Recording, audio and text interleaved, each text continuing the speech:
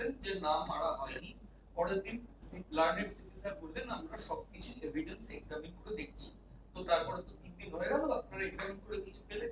বা একটু অ্যাড করে দিচ্ছি, ওনারা যে মেডিকেল যে স্টেটমেন্টটা সেখানেও উল্লেখ করেছেন পুলিশের অ্যাটাকে উনি আহত হয়েছেন, মেডিকেল যে স্টেটমেন্টটা দিয়েছে। আচ্ছা, ঠিক আছে। দেখুন, উনি আহত হয়েছেন, তা খুব দুঃখিত ব্যাপার আছে। আমরা তো কোনোদিন চাইনি এটা হোক, ভেরি আনফর্চুনেট।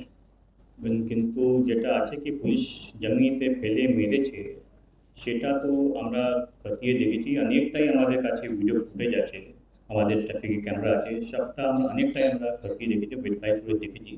ওটাও এরকম দেখা যাচ্ছে না কি যেখানে ওনাকে দেখা যায় কি পুলিশ জমিতে ফেলে মারধর করছে। এখন পর্যন্ত আমরা কিছু পাইনি সেরকম।